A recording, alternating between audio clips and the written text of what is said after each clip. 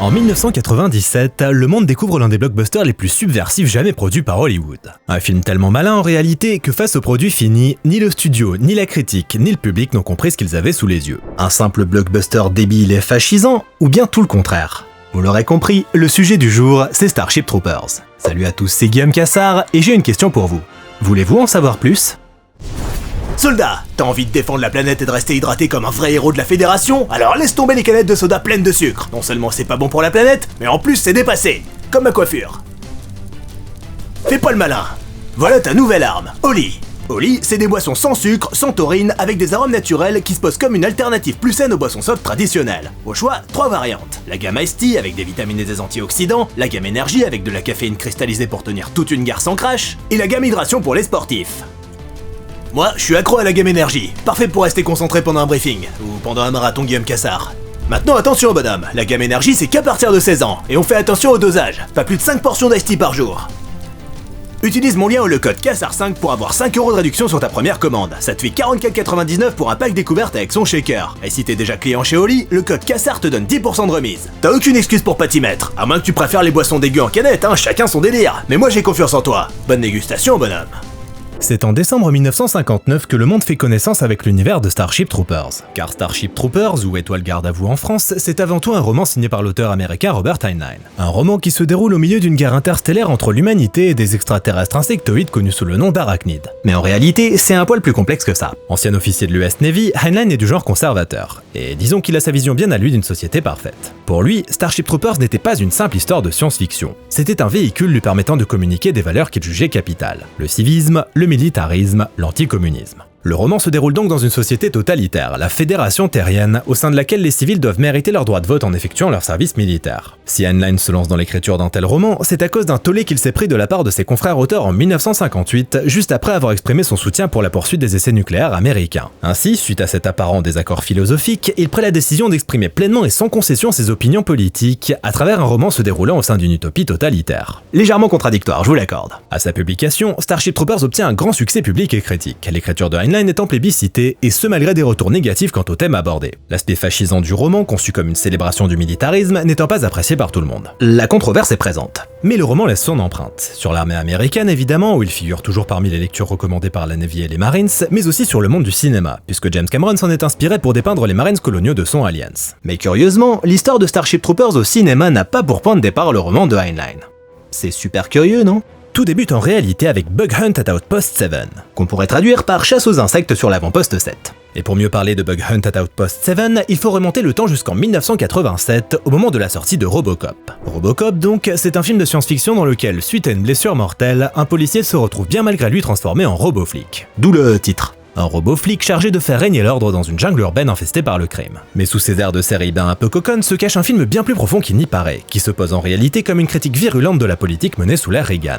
Accueilli chaleureusement par le public et la critique, Robocop deviendra un véritable classique, apprécié tant pour ses effets spéciaux impressionnants pour l'époque, ses thématiques sociétales abordées avec intelligence et sa mise en scène parfaitement maîtrisée. Et du coup, suite à cette belle réussite, le producteur John Davison a bien envie de réunir l'équipe sur un nouveau projet en espérant que la magie opère à nouveau. L'équipe en question étant composée des scénaristes Edward Newmeyer et Michael Miner, du réalisateur néerlandais Paul Verhoeven et du superviseur des effets spéciaux Phil Tippett, dont les créations en stop motion avaient fait forte impression sur le public. En réalité, celui avec lequel il avait le plus envie de retravailler, c'était Phil Tippett. Le producteur voyait en lui une sorte de magicien capable de donner vie aux idées les plus folles. Restait donc à trouver une idée suffisamment folle pour mériter ses talents. Et pendant quelques temps, ce projet semble tout trouver. Le producteur travaille en effet avec Tippett et le réalisateur Paul Verhoeven sur un film de dinosaures produit par Disney. Mais malheureusement, des divergences entre le trio et le studio finissent par apparaître et les poussent à quitter le projet. Projet qui verra finalement le jour en l'an 2000 avec Dinosaur. Ce projet avorté, l'idée de réunir les talents derrière Robocop n'est pas pour autant abandonnée, puisque les scénaristes Edward Newmeyer et Michael Miner s'emploient quant à eux à trouver un concept à la hauteur. Sauf que ça piétine dans la semoule cette affaire. Ils y arrivent pas.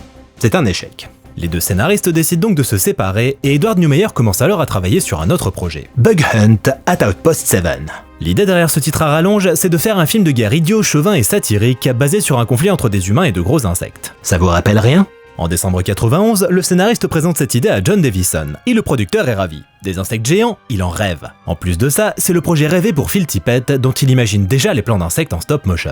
Et puis à bien y réfléchir, il y voit des similitudes avec le roman Starship Troopers de Robert Heinlein. Ne serait-il pas plus judicieux d'en faire une adaptation? Les deux hommes se posent la question, mais ils abandonnent vite cette perspective, estimant qu'il n'y avait de toute façon que très peu de chances que les droits du roman soient disponibles. Newmeyer part donc travailler sur son traitement et revient quelques mois plus tard présenter Outpost 7 au producteur. Le projet peut alors passer à l'étape suivante, trouver un studio. Davison, qui a un accord en cours avec TriStar, le présente donc à Chris Lee, l'un des exécutifs, mais ce dernier n'est pas vraiment convaincu. C'est un non. Mais comme Davison et Newmeyer ils sont pas du genre à abandonner au premier obstacle venu, ils s'emploient à trouver une solution. Et c'est alors que le roman de Heinlein fait son retour dans l'équation. Pour augmenter leurs chances de produire Outpost 7, ou Bug Hunt comme Davison aime à l'appeler, il faut le présenter comme une adaptation de Starship Troopers. Et contre toute attente, il s'avère que les droits sont disponibles. Le projet est donc repensé pour en faire une adaptation du roman de Heinlein tout en y incorporant les idées de Newmeyer. Cette fois-ci, il capte enfin l'intérêt de Chris Lee et TriStar acquiert les droits du roman dans la foulée. Outpost 7 devient alors officiellement Starship Troopers. Lorsque Newmeyer se lance dans l'écriture du scénario, il fait face à un défi de taille. Comment adapter un roman aussi controversé sans en trahir le fond? Il choisit ainsi de rester fidèle aux idées de Heinlein sans chercher à les édulcorer, estimant que ce sera une bonne façon de pousser le public à la réflexion. Parce que oui, la société décrite dans le livre fonctionne, mais c'est quand même une dictature militaire. Ça vous fait envie, vous? Et pendant que Newmeyer fait chauffer sa machine à écrire, Davison contacte Phil Tippett. Tel que prévu, c'est lui et son équipe de Tippett Studios qui donneront vie aux parasites, les fameux extraterrestres insectoïdes en guerre avec l'humanité. Seulement voilà, face à l'ampleur du projet, Tippett annonce rapidement au producteur qu'il sera impossible de donner vie à ces créatures en stop motion. Il faut à tout prix utiliser l'imagerie numérique avec laquelle il a commencé à se faire la main sur Jurassic Park, une expérience qui allait s'avérer capitale. Et puis au début de l'année 93, c'est la dernière pièce du puzzle qui se met en place. Paul Verhoeven rejoint officiellement le projet. Il était de toute façon le seul choix possible pour Davison et Newmeyer. De son côté, si le réalisateur pensait à l'origine refuser le projet qu'il trouvait un peu trop concon, la perspective de retravailler avec Phil Tippett le convainquit d'accepter. Il fit d'ailleurs écrire noir sur blanc sur son contrat qu'il ne réaliserait le film que si Phil Tippett était impliqué. Mais du coup, c'est qui Paul Verhoeven? Paul Verhoeven est un réalisateur néerlandais qui grandit sous l'occupation nazie jusqu'à l'âge de 7 ans, le genre de truc qui laisse des traces. Dans les années 70, il démarre sa carrière avec succès dans son pays d'origine, se bâtissant une réputation de réalisateur sulfureux avec des films tels que Turkish Delice, Avec beaucoup de sexe et de violence. et Cathy Tipple. Avec beaucoup de sexe et de violence. Mais dans les années 80, le vent tourne. En effet, le gouvernement néerlandais met en place une série de mesures qui brident la liberté artistique, imposant une censure quasi systématique sur les productions locales. Un cinéma aussi subversif que celui de Verhoeven n'y a alors plus vraiment sa place. Il décide donc de partir tenter sa chance aux États-Unis, où Steven Spielberg, impressionné par le choix du destin, l'avait personnellement invité à venir travailler. Et en 87, il tourne donc Robocop, dont le succès lui permet de s'installer sur place pour tenter une carrière à Hollywood. Après Robocop, Verhoeven enchaîne à nouveau sur de la SF avec Total Recall, adaptation de la nouvelle Souvenir à vendre de Philip K. Dick. C'est un nouveau succès, bien que plus polarisant que Robocop du côté de la critique. Et en 92, il tourne le thriller érotique Basic Instinct. Avec beaucoup de sexe et de violence. Un énorme succès au box-office qui assoit définitivement sa réputation. Bref, Paul Verhoeven, c'est un réalisateur qui s'applique à imposer sa vision. Souvent qualifié d'excessif dans sa manière de traiter le sexe et la violence, lui revendique simplement un cinéma qui reflète la réalité, sans filtre ni concession. Et il semblait bien être le réalisateur idéal pour mettre en scène la société martiale dépeinte dans Starship Troopers. Même si ce sera pas du tout cuit. Première tâche à accomplir pour Verhoeven, lire le roman original. Mais rapidement, le réalisateur se heurte à un problème. Il déteste le bouquin d'Heinlein.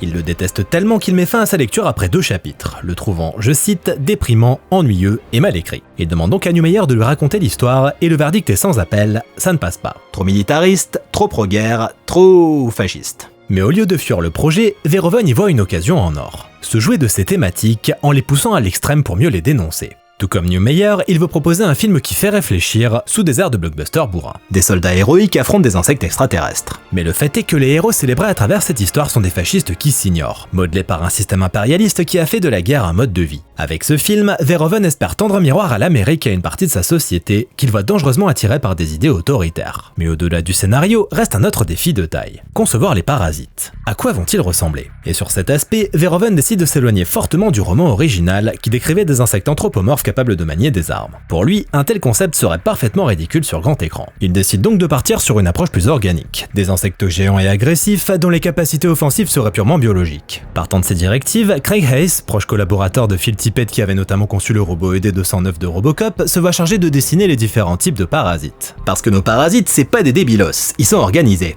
En tout, ce sont 6 créatures différentes qui sont conçues, allant des arachnides inspirés de concepts non utilisés pour des créatures du film Tremors 2 jusqu'à des spécimens massifs atteignant les 25 mètres de long. L'inspiration principale, la Seconde Guerre mondiale. Ainsi, chaque parasite aura un équivalent militaire. On y trouvera donc l'infanterie, l'aviation, les chars lance-flammes et les canons anti-aériens. À la fin de l'année 93, le look final des créatures est verrouillé, mais il restait la partie la plus complexe, à savoir leur donner vie. Verhoeven veut qu'ils soient vicieux, rapides et féroces, mais surtout crédibles. Et pour y parvenir, Tippett va passer un temps considérable à étudier les insectes et leur façon de se mouvoir. Une chose était certaine, leur nombre considérable et la complexité de leur animation allaient dépasser tout ce que Tippett Studio avait entrepris jusqu'alors. De quoi faire passer Jurassic Park pour un petit film sans ambition. Au début de l'année 94, après plus d'un an de développement, Newmeyer boucle une deuxième version du scénario, enrichie par les idées de Verhoeven. Et parfois allégée. Par exemple, dans le roman original, les arachnides ne sont pas les seuls extraterrestres. Il existe également une race nommée les Skinnies. Et si le scénariste les avait conservés dans son premier jet, Verhoeven lui demanda rapidement de les supprimer pour ne pas s'éparpiller. Bref, l'écriture avance, mais le projet n'a toujours pas obtenu le feu vert de Tristar. Et comme la situation n'avance pas, Verhoeven décide de partir tourner Showgirls au milieu de l'année 94. Ainsi, le développement continue sans lui, et Davison fait de son mieux pour convaincre un studio frileux. Et le fait que Tristar soit en pleine restructuration avec des exécutifs qui vont et viennent depuis des mois n'arrange pas les choses. Cerise sur le gâteau, le flop spectaculaire de Waterworld est dans tous les esprits et pousse le studio à la prudence. Mais bon, comme l'indécision ça va bien 5 minutes, Verhoeven et Davison décident de prendre les choses en main en réalisant une sorte de note d'intention. Une séquence d'1 minute qui leur permettra de montrer au studio ce qu'ils ont en tête, en espérant que ça les aide à débloquer la situation. C'est ainsi que le 21 juillet 1994, en plein milieu du tournage de Showgirls, Verhoeven part à Vasquez Rocks tourner cette courte séquence à $2 millions, dépeignant un soldat poursuivi et tué par 2 arachnides. Une scène qui nécessitera plusieurs mois de post-production permettant à Tippett Studio de concevoir l'animation des créatures. Le test prêt, Davison organise des projections quotidiennes pendant plusieurs mois à la pause du midi, invitant n'importe quel exécutif passant par là à venir voir le résultat. Mais ce test ne les convainc toujours pas. Ils ne comprennent pas ce qu'ils ont sous les yeux, notamment l'anatomie des arachnides. Où est leur tête? Où est leur bouche? Comment mangent-ils les gens? Tippett, qui est parfois présent, tente bien de leur apporter des réponses satisfaisantes, mais le projet n'obtient toujours pas le feu vert tant espéré. Au printemps 95, Davison présente une estimation du budget à $90 millions, dont 20 millions alloués à Tippett Studio, une somme qui est immédiatement rejetée par Tristar. Impossible de débourser autant d'argent sur un projet considéré comme risqué. C'est à nouveau une impasse, et cette frilosité du studio vis-à-vis du projet finit par lasser l'équipe qui ne sait plus sur quel pied danser. Le studio avait-il réellement envie de le faire, ce film? C'est d'autant plus rageant que de son côté, Newmeyer est toujours à l'œuvre, achevant une 3e version du scénario. Paul Verhoeven commence quant à lui à dessiner des storyboards sur son temps libre, et du côté de Tippett Studio, une centaine d'artistes est embauchée pour venir travailler sur le projet. Bref, tout le monde est au taquet, sauf le studio. Le feu vert tant espéré semble s'éloigner à mesure que le temps passe. Seule solution pour Davison, Tristar de trouver un partenaire avec lequel partager les frais. Ce à quoi Tristar répond: bah vas-y, trouve-le, et puis tu nous fais signe une fois que c'est fait, hein. Le producteur les prend alors au mot et organise une projection auprès de Disney. Ah tiens. Et croyez-le pas, mais chez Disney, on est hyper chaud pour Starship Troopers. Le partenariat est donc acté. Starship Troopers sera cofinancé avec Disney via sa filiale Touchstone Pictures. Les coûts comme les profits seront partagés à part égale et la distribution domestique sera assurée par Tristar, Touchstone se chargeant du marché international. Et l'autre bonne nouvelle, c'est que Paul Verhoeven est enfin de retour à temps plein sur le projet. Du coup ça y est, ça commence à se mettre en place. ADI, studio spécialisé dans la création de monstres, fait son entrée pour donner vie à des versions pratiques des parasites. Le chef décorateur Alan Cameron rejoint également le projet, chargé de concevoir un univers futuriste crédible avec son équipe artistique. La crédibilité, c'était une volonté de Verhoeven. Même si l'histoire se déroule dans un lointain futur, il tenait à ce qu'elle reste ancrée dans une forme de réalisme pour ne pas créer une distance trop importante avec le public. C'est d'ailleurs l'une des raisons pour lesquelles il a choisi de se passer des fameuses armures du roman original. Les scaphandres de combat autopropulsés, comme on dit dans la VF. De puissants exosquelettes qui permettaient aux soldats de bondir dans les airs. Un élément pourtant central dans le bouquin, mais que Verhoeven décide de mettre de côté. D'abord pour des raisons de crédibilité comme je l'ai dit, mais pas que. Il s'agit aussi d'une question de budget. En effet, équiper chaque acteur et figurant avec cet attirail reviendrait beaucoup trop cher. En plus de ça, avec un équipement pareil, les soldats auraient eu un net avantage tactique face aux parasites, tuant dans l'œuf une bonne partie de l'attention. Ainsi, en se passant des scaphandres de combat autopropulsés, Verhoeven rend ses troupes plus vulnérables et les affrontements plus percutants. L'équipement des soldats sera donc fonctionnel avant tout. Le but de Verhoeven étant de dépeindre l'équivalent d'une seconde guerre mondiale prenant place dans l'espace. Et pour peupler ce monde, il a une idée bien précise du genre de visage qu'il veut voir à l'écran. Des personnages complètement idéalisés. Mâchoire carrée, teint impeccable, ils doivent avoir l'air de sortir tout droit d'un comic book. Ou plutôt d'un film de propagande. Résultat, l'équipe se tourne vers les stars montantes des soaps à la mode. Pour incarner Johnny Rico, le héros du film, Verhoeven cherche le profil suivant. Un jeune blanc, blond, avec un air bien arrogant. Parmi les candidats qui passent des essais, on trouve Mark Wahlberg ou encore Matt Damon. Mais c'est Casper Van Dien qui décroche le rôle. Non pas pour son jeu, mais pour sa ressemblance frappante avec les héros des vieux films de propagande nazie. Il a dû être ravi du compliment. Au-delà de ça, Casper Van Dien partageait pas mal de points communs avec son personnage. C'était un vrai leader, capitaine de son équipe de foot au lycée, passé par une école militaire. Bref, le profil parfait pour incarner Johnny Rico. À ses côtés, Denise Richards, la star de Tammy and the T-Rex, incarnera Carmen, jeune femme brillante et ambitieuse dont Rico est fou amoureux mais qui, elle, préfère mettre sa carrière de pilote spatial au premier plan. Un comble quand on sait que l'actrice a une peur panique des avions. Dina Meyer vient quant à elle incarner le personnage de Dizzy, femme forte, amoureuse de Rico, mais délaissée par ce dernier. À l'origine, l'actrice s'était présentée aux auditions pour le rôle de Carmen, mais elle a rapidement fait savoir à Verhoeven qu'elle voulait incarner Dizzy. Un choix qu'il a salué, séduit par sa détermination et son énergie. Et autour de ce trio navigueront Jake Busey, Michael Ironside, Clancy Brown, Patrick Muldoon et Neil Patrick Harris. Et c'est ainsi qu'avec un budget estimé à 105 millions de dollars, l'équipe se rend dans le Wyoming pour le début du tournage. L'équipe s'installe donc à Helsalfaker où seront tournées les scènes prenant place sur la planète Klendatu et la planète P. Mais avant le clap de départ, fixé au 29 avril 1996, 6 des acteurs principaux ainsi que 24 figurants sont envoyés en camp d'entraînement, dirigé d'une main de fer par Dale Dye, un ancien capitaine des Marines. Pendant 2 semaines, ils en chient, Dye n'ayant pas l'intention de les ménager. Entraînement physique intense et quotidien, leçons de tir, nuit à la belle étoile sous des températures extrêmement basses, une expérience rude mais qui aura le mérite de faire naître une véritable camaraderie entre les comédiens. Mais ils ont même pas le temps de s'en remettre que c'est déjà le 29 avril et que le moteur est lancé. Et si les 2 semaines d'entraînement étaient déjà épuisantes, le tournage ne va rien arranger. Si Helsalfaker est le lieu de tournage parfait pour représenter les paysages extraterrestres de Klendatu, il va poser de nombreuses difficultés. Situé à 70 km de la ville de Casper où loge toute l'équipe, il est synonyme de réveil aux aurores quotidien pour rejoindre le plateau à temps. Mais le trajet n'est que le début des ennuis. Le vrai cauchemar, c'est la météo. Sur place, les conditions sont extrêmes. Pluie torrentielle, tempête de neige, rafales de vent atteignant les 130 km/h et à l'inverse, des pics de chaleur allant jusqu'à 46 degrés Celsius. Frank Petzold de Tippett Studio résume assez bien la situation. Le matin, il fait tellement froid que l'équipement ne fonctionne pas. Et l'après-midi, il fait tellement chaud que l'équipement ne fonctionne pas non plus. Un vrai kiff. Dans ces conditions, difficile pour les acteurs de tenir le coup, surtout engoncés dans des armures lourdes et épaisses, en mouvement quasi permanent. De nombreux figurants finissent ainsi par s'effondrer d'épuisement à cause des coups de chaud, de même que Jake Busey. Ainsi, Verhoeven décide de faire alléger les armures pour quelques séquences histoire de préserver un minimum ses troupes. Et c'est pas tout, il faut aussi se méfier des sables mouvants, des scorpions et des serpents. C'est l'aventure, hein? Une aventure où la mort peut débarquer à chaque instant.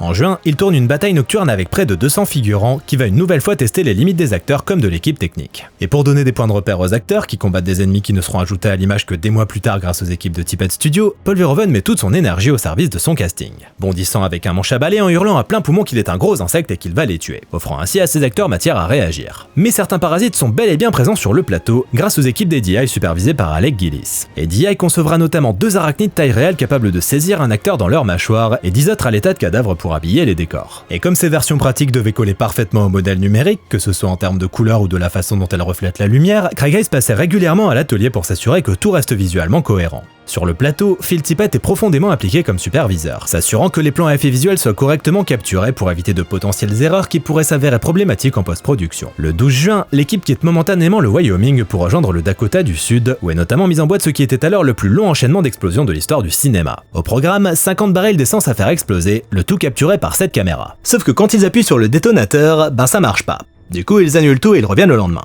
Et cette fois ça marche. Tellement bien d'ailleurs que la chaleur fait fondre une caméra. De son côté, Casper Van Dien est malmené pendant 3 jours et demi pour une séquence où son personnage se trouve sur le dos d'un cuirassé, sorte de coléoptère géant dont la partie dorsale est conçue par ADI. Une séquence qui se termine par une chute plus ou moins contrôlée de 2 mètres. Résultat, une dent ébréchée et une côte fracturée. Les risques du métier. Et après un retour momentané à Helsalfaker pour y tourner la fin de la bataille nocturne, l'équipe plie bagages et rentre à Los Angeles. C'est là, dans les studios Sony, que sera tournée la majeure partie du reste du film, même si l'équipe fera un tour du côté de Fountain Valley au sud de la ville pour les scènes du camp militaire. Dans Starship Troopers, Verhoeven voulait qu'une scène prenne place au sein des douches communes du camp militaire. Une scène dans laquelle tous les jeunes soldats prendraient donc leur douche ensemble comme si tout était normal. Le but, montrer que dans cette société, la libido a été reléguée au second plan. Ce qui compte, c'est la carrière. Et c'est justement de ça qu'il parle, nu comme des vers. Et comme Dina Meyer c'est une petite maline, elle accepta de tourner la scène nue à la seule et unique condition que Verhoeven et le directeur photo Yost Vacano en fassent de même. Et ils ont accepté sans broncher. Une journée de tournage comme une autre pour Verhoeven. Sur les plateaux, de nombreux décors impressionnants, et notamment l'intérieur des vaisseaux pilotés par Carmen, incarné par Denise Richards. Pour simuler les vols, les décors sont montés sur d'imposants cardans, capables de reproduire mouvements et secousses. Indispensables notamment lors d'une scène spectaculaire d'impact avec un astéroïde. Ils tourneront également le face-à-face avec le Cerveau, leader d'une colonie de parasites au design inspiré par les écrits de Lovecraft, et pour lequel ADI fait des miracles avec une version animatronique bluffante. C'est absolument dégueulasse, on adore. Le 16 octobre 96, après 6 mois de travail acharné, le tournage principal touche à sa fin. Mais la seconde équipe, elle, continue encore quelques jours. Au total, elle aura signé pas moins de 900 plans, soit près de 40% du film à elle seule. À la fin du mois d'octobre, la post-production est lancée. Mark Goldblatt et Caroline Ross se chargent du montage, écoutant avec attention les requêtes de Verhoeven, qui a généralement une idée très précise de ce qu'il veut. Pour autant, les monteurs n'hésitent pas à apporter leurs propres idées et suggestions, notamment sur les séquences à effets visuels. Ils conseillèrent d'ailleurs le réalisateur en amont du tournage pour être sûr de disposer des meilleurs plans possibles. Et justement, les effets visuels. Parlons-en. Quand la pré-production fut enfin officiellement lancée par TriStar, le studio posa quelques conditions. Bah ouais, sinon c'est pas drôle. Parmi elles, l'implication obligatoire du studio d'effets visuels maison de Sony, Sony Pictures Imageworks. Il est ainsi décidé de répartir les tâches. Tippett Studio se chargerait des plans impliquant les parasites et SPI des séquences spatiales avec les vaisseaux. Mais le problème, c'est que pendant le tournage, c'est silence radio du côté d'SPI. Le studio semble complètement désorganisé, à tel point que quand la post-prod démarre, SPI accuse un retard monstre. Pour tenter de sauver les meubles, la production fait alors appel à Scott Anderson, superviseur des effets visuels à excellente réputation, qui reprend les rênes chez SPI pour limiter les dégâts. Mais le mal était fait. Ils étaient méga à la bourre. Du coup, pas le choix, il faut faire appel à d'autres studios pour tenir les délais. C'est ainsi qu'ILM, Boston Corporation, Visual Concept Engineering et Mass Illusions se joignent à l'aventure. Au programme, les spectaculaires séquences spatiales réalisées avec d'imposantes maquettes filmées sur fond bleu. Les plans obtenus seront ensuite retravaillés numériquement, donnant au final un savant mélange d'effets pratiques et numériques. La principale référence pour ces séquences, les batailles navales de la Seconde Guerre mondiale. Verhoeven voulait absolument que les vaisseaux se déplacent lentement, avec une vraie sensation de masse et d'inertie, un peu comme des sous-marins de l'espace, qui serviront d'ailleurs de modèle. Et pour renforcer cet aspect, les maquettes sont volontairement salies et endommagées pour éviter un look trop lisse. Et du côté de Tippett Studio, ça bosse toujours aussi dur. L'entièreté de l'équipe travaille sur le film. Il s'agissait d'une étape capitale pour le studio. Non seulement le projet était ambitieux, mais c'était aussi un passage à l'étape suivante, le stop motion laissant désormais sa place à l'informatisation. Sous la supervision de Craig Hayes, l'équipe arpente de nouveaux territoires et atteint parfois les limites de ce qu'il est alors possible d'accomplir. Dans ces cas-là, Hayes contacte les développeurs de leur logiciel 3D Softimage pour leur faire part des requêtes de l'équipe, demandant l'ajout de nouvelles fonctionnalités qui les aideraient à mieux travailler. Et du côté des animateurs traditionnels, on utilise le Digital Input Device, soit un système basé sur une armature en stop motion reliée à un ordinateur et dont les mouvements sont appliqués en direct sur un objet 3D. Une technique parfaite pour apprendre aux animateurs de la vieille école à intégrer ce nouvel univers. Et le système a beau manquer parfois de réactivité, il leur permet quand même d'obtenir des résultats bien plus rapidement que les animateurs 3D. Des résultats qui sont ensuite peaufinés dans le logiciel. Bref, l'équipe se donne corps et âme pour livrer un rendu irréprochable. L'objectif est clair, repousser les limites du photoréalisme et faire de Starship Troopers la nouvelle référence en matière de créatures numériques. Au total, l'équipe de Tippett signera 200 des 500 plans à effets visuels du film. Pour l'époque, c'est colossal, surtout quand on sait que Jurassic Park n'en comptait qu'une cinquantaine. Verhoeven le savait, la réussite du film reposait en grande partie sur la crédibilité des parasites. Une pression énorme pesait donc sur les épaules de Phil Tippett. Le réalisateur ira même jusqu'à dire que Starship Troopers est en réalité le fruit du travail de 3 metteurs en scène. Lui, Phil Tippett et Vic Armstrong, le réalisateur de la seconde équipe. Le mec est humble, c'est beau. Pour le son des parasites, un élément capital pour leur apporter la crédibilité tant recherchée, les concepteurs sonores Steve Flick et John Pospisil du studio Creative Café se sont bien sûr inspirés d'insectes. Criquets, cafards... Mais ils ont aussi pioché du côté des mammifères. Par exemple, les grognements du cuirassé viennent de morses et de phoques. Surprenant, hein? De son côté, le compositeur Basil Poledouris, avec lequel Verhoeven avait collaboré sur La chair et le sang et Robocop, enregistre la bande originale de juin à septembre 97. Et Verhoeven lui a confié une mission bien précise, composer une musique à la fois militaire, épique et romantique. D'ailleurs, petit clin d'œil, Zoé Poledouris, sa fille, fait une apparition dans le film. C'est elle qui chante sur scène pendant le bal de promo. La date de sortie approchant à grands pas, on en arrive à l'étape tant redoutée des projections test. Des projections qui se passent globalement bien, sauf concernant un élément. Carmen, le grand amour du héros. Le public la déteste. Les hommes comme les femmes ne parviennent pas à digérer qu'elle laisse tomber Rico, puis qu'elle couche avec le personnage de Zander. Ils trouvent également immoral qu'elle embrasse Rico à la fin du film, juste après la mort de Zander. Par contre, le fait que Rico couche avec Dizzy, puis embrasse Carmen après la mort de Dizzy, ça pose aucun problème curieusement, hein. Verhoeven et Neumeyer voulaient faire de Carmen une femme forte et indépendante, mais il était hors de question pour le public de lui pardonner d'avoir trahi Rico. Sacrifier une amourette de lycée pour piloter des vaisseaux, quelle horreur! Et du coup, sur les questionnaires des projections test, on pouvait notamment lire des commentaires du genre Kill the slut ou Kill the bitch. Les gens, hein. Décision est donc prise de couper la scène où Carmen couche avec Zander et celle où elle embrasse Rico à la fin du film. Le studio demande également à Verhoeven d'atténuer la violence, notamment en se débarrassant d'une scène où un soldat se fait écarteler par les arachnides. Mais dans l'ensemble, Verhoeven parvient à faire le film qu'il veut. Il est même étonné de la liberté qui lui est accordée. Une liberté qu'il estime ne devoir qu'à la période de turbulence que traversait alors TriStar. Ainsi, le nouveau blockbuster de TriStar à 100 millions de dollars obtient un classement R et arrive dans les salles de cinéma américaines le 7 novembre 1997. S'il était originalement prévu pour le 2 juillet, le studio préféra le décaler pour éviter la compétition avec Air Force One de Wolfgang Petersen. Et si l'équipe est fière du résultat, John Davison se montre sceptique, se doutant que le caractère un peu extrême du film ne parviendra pas à capter l'intérêt du public américain. Mais de son côté, pour la première fois de sa carrière, Verhoeven était prêt à envisager une suite si le succès était au rendez-vous. Ce ne fut pas le cas. À sa sortie, Starship Troopers se fait démolir par la critique, le New York Times le décrivant comme une obscénité taillée sur mesure pour les adolescents. Ouf. Quant au Deseret News, il en parle comme d'une boucherie ininterrompue, si dénuée de bon goût et de logique qu'elle ferait passer le blockbuster estival le plus idiot pour un film intelligent. Aïe.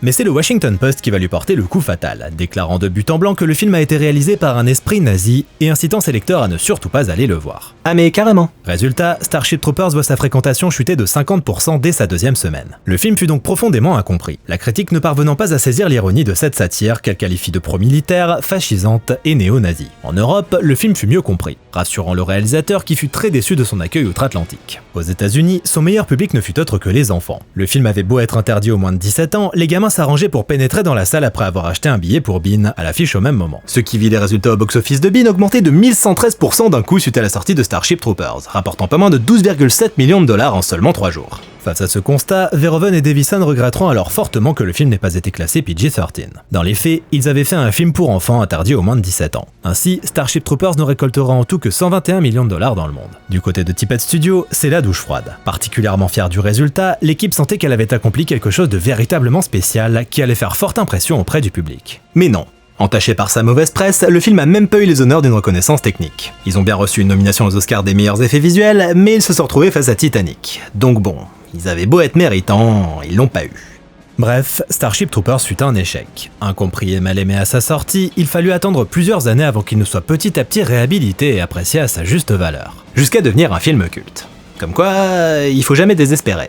Ah, Starship Troopers. Je devais avoir 10 ans quand je l'ai vu pour la première fois, et autant vous dire que son aspect politique m'était complètement passé au-dessus. Moi, tout ce que je voyais, c'était un blockbuster carrément jouissif à base de soldats bourrins qui dézinguent des gros insectes. Et y a pas à dire, cette partie du film fonctionne toujours autant aujourd'hui. Parce que Starship Troopers, c'est un blockbuster de SF et un film de guerre à l'efficacité redoutable, au sein duquel Verhoeven et son équipe mettent en scène des batailles spectaculaires. La séquence du débarquement des troupes sur Clan Datu, par exemple, est directement inspirée du débarquement en Normandie, que Verhoeven a cherché à restituer avec réalisme. Le rendu est donc particulièrement impressionnant, si bien qu'il est difficile de ne pas s'emballer face à ces séquences épiques où les parasites de Tippett Studio s'avèrent toujours aussi bluffants de réalisme presque 30 ans plus tard. C'est de la magie à ce niveau-là. D'autant que le bestiaire est fourni. Si les arachnides restent les créatures vedettes, cuirassés et parasites volants s'invitent rapidement à la fête pour offrir leur lot de surprises et de séquences à grand spectacle. Des séquences où Verhoeven, fidèle à ses habitudes, ne lésine pas sur les effets gore. Les face-à-face avec les parasites s'avèrent donc étonnamment violents pour un film à 100 millions de dollars coproduit par Disney dans les années 90. Starship Troopers, c'est donc un film qui joue avec nos instincts primaires et qui constitue un véritable plaisir régressif. Pas étonnant que les gamins aient apprécié à l'époque. Ajoutez-y les séquences spatiales tout aussi impressionnantes et la superbe musique de Basil Paul Douris qui accompagne parfaitement les envolées épiques du film, et on tient là un film de SF impressionnant et jouissif. Pour autant, ce n'est évidemment pas l'aspect spectaculaire du film qui fait sa richesse, mais bel et bien tout ce qu'il y a autour. Si nombre de spectateurs de l'époque n'y ont vu qu'un bête film de guerre à grand spectacle, Starship Troopers est pourtant bien plus que ça. Car le fait est que ce plaisir régressif que l'on ressent au visionnage du film est en fait un piège. Des plans héroïques, une musique triomphale, Verhoeven s'emploie à nous faire ressentir du plaisir face à quelque chose de foncièrement horrible, la guerre. On parlait de la violence justement. On aurait vite fait d'interpréter cette violence comme une simple réponse aux pulsions perverses d'un public en mal de sensations. Alors que si elle est là, c'est pour appuyer le propos antimilitariste du film en illustrant frontalement l'horreur de la guerre. La violence faisant alors office de mise en garde. Les personnages, des jeunes à peine sortis du lycée galvanisés par une propagande omniprésente, deviennent ainsi la chair à canon d'un système qui n'a finalement pas plus de respect pour la vie humaine que pour celle de ces parasites qu'il souhaite à tout prix exterminer. Pas un bête film de guerre, mais un film profondément anti-guerre. Dépeindre quelque chose, est-ce la prouver? Pour les critiques de l'époque, c'était apparemment le cas. Starship Troopers dépeint une société militariste, il s'agit donc d'un film fasciste. Un raisonnement pour le moins simpliste qui n'aura prouvé qu'une seule chose, c'est que le film était beaucoup plus intelligent que ses critiques. Dans Starship Troopers, aucun des personnages ne remet en cause ce système en place depuis des décennies et qui, en apparence, tourne comme une machine bien huilée. Ce système semble en effet remplir sa mission qui est de faire fonctionner la société. Et à partir de ce constat, de cette absence totale de remise en question dans le récit, le film donnait l'impression d'adopter un point de vue approbateur sur cette organisation du monde. Alors qu'en réalité, c'est tout l'inverse. Parce que Starship Troopers fait appel à l'esprit critique de son public. Oui, ce système fonctionne. Mais vous fait-il réellement envie pour autant? Verhoeven ne voulait pas donner de réponse toute faite. Déjà parce que pour lui elle s'imposait, et aussi parce que, c'est bien de réfléchir par soi-même des fois, non? Dans cette société, et contrairement aux autres films de SF de Verhoeven, tout est propre, tout semble parfait, jusqu'au visage des personnages lisse au possible. Et pourtant, tout est pourri de l'intérieur. Et Verhoeven illustre brillamment à travers les fameux encarts propagandistes qui parsèment le film et qui n'ont de cesse de mettre en avant la vocation guerrière de cette société. Le conditionnement est opéré sur la population dès son plus jeune âge. On incite les enfants à rejoindre l'infanterie, on leur donne des armes, on les félicite d'accomplir leurs devoirs en écrasant des insectes, tout n'est que combat, haine et violence. Si les rues sont propres, c'est au prix d'une guerre perpétuelle qui semble devenue l'unique solution à tous les conflits. Dans ses clips, c'est à tout un pan de la société américaine que Verhoeven s'en prend. Sa politique sur les armes, son recours à la peine de mort, ou cette tendance à systématiquement vouloir régler les conflits par la violence. Et ce fameux « voulez-vous en savoir plus » directement adressé au public, c'est en quelque sorte la façon qu'a Verhoeven de lui demander s'il approuve cette société. Tout est fait pour inviter le public à la réflexion. Et sachant que le film date de 97, je trouve ça assez impressionnant à quel point Verhoeven et Neumeyer étaient en avance sur leur temps. Au milieu des années 90, les gars devançaient les pubs interactives et omniprésentes de l'ère d'Internet. Starship Troopers regorge de caméos de membres de l'équipe. Le condamné à mort par exemple n'est autre que le scénariste Ed Neumeyer. Quant au rescapé de Buenos Aires, il s'agit du producteur John Davison. Et à la toute fin du film, l'officier est incarné par Del Dye, conseiller militaire sur le plateau. Un conseiller qui appréciait pas toujours la façon dont les militaires étaient dépeints dans le film d'ailleurs. Son plus grand désaccord, la scène avec le dernier survivant de l'avant-poste de la planète P. Un général avec un comportement particulièrement lâche qu'il trouvait déshonorant envers l'armée. Eh ben je me demande ce qu'il a pensé du film quand il a vu le résultat, tiens.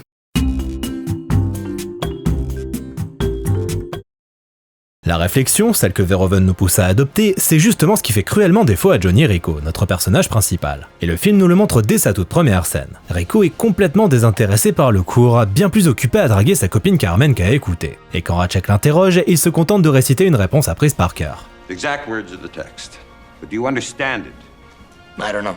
Rico manque de réflexion et donc de recul critique. Il rabâche ce qui lui a été enseigné, mais sans en comprendre le fondement et donc sans être capable de le remettre en question. Le soldat idéal en quelque sorte. Dans le cours suivant, on nous en apprend plus sur le fonctionnement des parasites. Mais surtout, on en apprend plus sur ce qui est valorisé au sein de cette société. Has no ego, has no fear, doesn't know about death, and so is the perfect selfless member of society. Altruiste et parfait parce qu'il n'a pas d'amour propre et ne craint pas la mort. Ça fait envie ? C'est donc ça qu'on attend de Rico, qu'il soit docile, qu'il fasse ce qu'on lui demande sans réfléchir, sans craindre pour sa vie. L'instinct de survie doit être complètement refoulé, car seul compte le combat. Everyone fights, no one quits. Et c'est bien cette docilité qui lui permettra de gravir les échelons jusqu'à devenir lieutenant. Et quels seront ses premiers mots adressés aux nouvelles recrues ? Quelque chose de personnel ? Quelque chose qu'il aura lui-même appris sur le champ de bataille ? Que nenni ! Le mec ressort simplement les mots de Ratchet comme on récite une leçon apprise par cœur. Everyone fights. No one quits. Pas de place pour l'individu dans cette société où il s'efface derrière ce genre de rengaine absurde, encore et toujours basé sur une autorité qui ne transmet pas des idées, mais des ordres. Des ordres qu'on ne questionne pas, que l'on répète, jusqu'à ne plus savoir d'où ils viennent, ni pourquoi on les suit. Et c'est ainsi que le fascisme gagne, quand la réflexion n'existe plus et que l'obéissance devient naturelle. Avec Starship Troopers, Verhoeven pose donc la satire jusqu'à ses extrêmes. S'il s'inspire des archives de la Seconde Guerre mondiale pour la mise en scène de certaines batailles, il puise également dans l'esthétique des films de propagande nazie réalisés par Leni Riefenstahl, la réalisatrice préférée d'Hitler. Quant à certains uniformes et insignes militaires, ils font directement référence à l'iconographie du Troisième Reich. Ce jusqu'au boutisme, c'est ce qui fait l'une des particularités d'un film qui ne fait jamais dans la demi-mesure. Violence, cruauté, didactisme douteux, nudité, Starship Troopers pousse tous les curseurs au maximum pour offrir une expérience unique en son genre qui brise constamment les codes du blockbuster lambda. Au final, Starship Troopers n'est rien d'autre que l'une des plus belles farces jamais concoctées par un réalisateur envers la société américaine. Une magnifique et totale imposture et le blockbuster le plus subversif jamais produit par Hollywood, le tout à son insu. À l'heure où je vous parle, un remake est en chantier, confié à nul autre que Neil Blomkamp, un réalisateur talentueux qui avait déjà marché sur les traces de Verhoeven avec son Chappie, au sein duquel l'influence de Robocop était prégnante. Il avait d'ailleurs été un temps attaché à la mise en scène de Robocop Returns avant que le projet ne tombe à l'eau. Sauf qu'apparemment, le projet ne serait pas de faire un remake à proprement parler, mais plutôt une adaptation plus fidèle à l'esprit du roman original. A voir si cette nouvelle version saura conjuguer respect du matériau de base et critique sociale, Blomkamp ayant souvent basé ses films sur des thématiques fortes. Apartheid dans District 9, lutte des classes dans Elysium, alors c'était pas toujours très subtil, mais n'empêche qu'il y avait de l'ambition thématique. On espère donc qu'il en fera de même avec Starship. Enfin, si le projet se retrouve pas annulé du jour au lendemain à cause de différents créatifs. Personnellement, je suis à la fois curieux et méfiant. Blomkamp étant capable du meilleur comme du pire, ce sera soit très cool, soit complètement loupé. D'ailleurs, n'hésitez pas à me dire en commentaire ce que vous attendez de cette adaptation.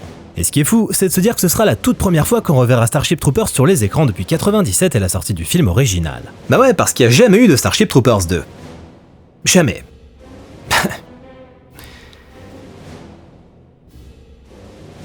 Bon, c'est bon, j'ai compris, on en parle la prochaine fois. Putain.